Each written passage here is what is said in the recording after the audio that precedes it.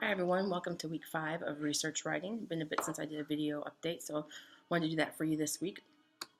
I have everything from the end of week 3 done for you, your outlines and works cited.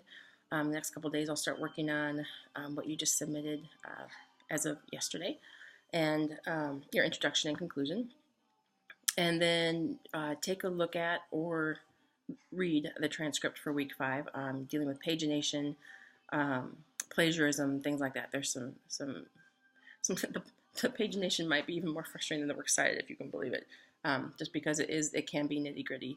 But all the instructions are there, spelled out really well, and they did a good job of being specific in what you need to do for those assignments. Some other things I wanted to note: each week when you submit your newest work, don't forget to update the assignment and the date on the title page.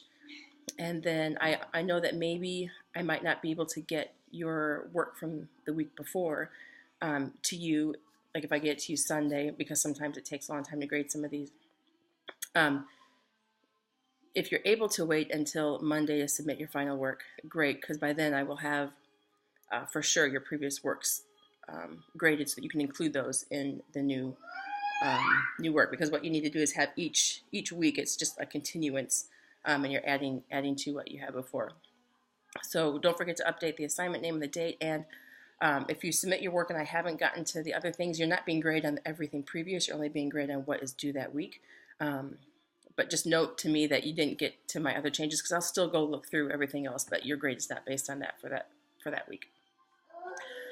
Something about the works cited: make sure that you have some type of data and statistics and research. There's a lot of good info you can get from books, especially if you have a more like people defining work and why ministries fail, things like that. You need those authors and speakers and the Bible for those, but also make sure you do some research from like data and statistics, like George Barna researches. That's a popular one that I often gravitate towards. So things like that. The Moody library database should have access to a lot of that for you when you search in there. So in addition to a book by Erwin Lutzer or by John Piper or a song or a sermon, things like that, look for actual data to support your thesis. So it's more there's that scientific aspect in there. Let's see, what else? Even as you write and even after you're done writing your paper, go back and look at your outline, because you can flesh that out some more.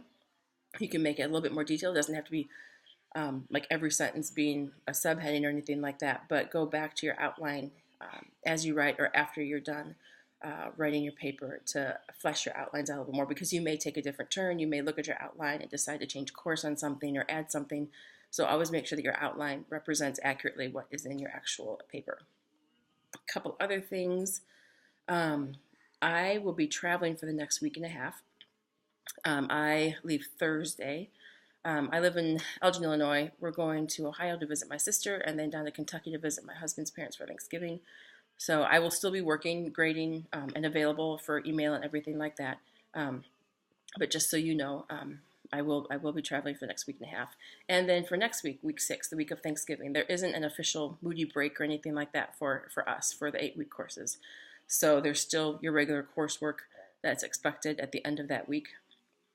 So just so you have a heads up with that. I believe that is it. Everything else that you need to know about this week is in the video or the PDF, the transcript PDF file.